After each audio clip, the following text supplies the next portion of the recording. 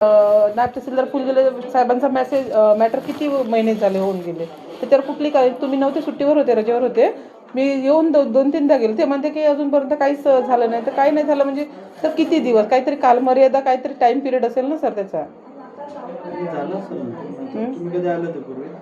मी 2025 म्हणजे डिसेंबरमध्ये येऊन गेले, त्याच्यापूर्वी पण येऊन गेले.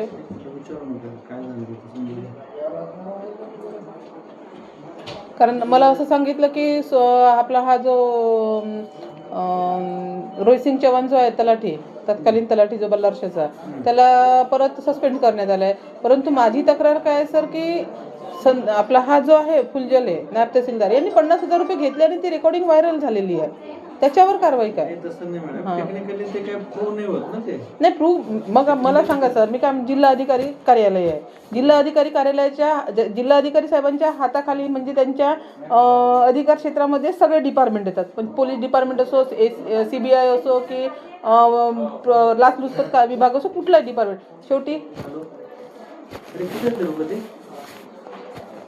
इकडे नाही. एक मिनिट झालं का? ठीक आहे. सगळे डिपार्टमेंट अधिकारी जिल्हाधिकारी साहेबांच्या निदर्शनास राहतात ना सर. मग त्यांनी कुठल्याही डिपार्टमेंटची चौकशी करू शकतात, कारण ती रेकॉर्डिंग मी तर बोललेली नाही आहे ना सर. कर्मचाऱ्यांनीच बोलली. कर्मचाऱ्याला विचारायला पाहिजे, जो व्यक्ती बोलला तो तुमचाच कर्मचारी आहे सचिन पुणेकर, त्याच्यासोबत हा बोलला कोण, रोहित सिंग चव्हाण. मग ह्या लोकांची जर कम्युनिकेशन झाली फोनवर, तर मग ते जर रेकॉर्डिंग व्हायरल झाली 50,000 रुपये घेतले म्हणून, तर ते सिद्ध करणं तुमचं काम आहे, डिपार्टमेंटचं काम आहे ना.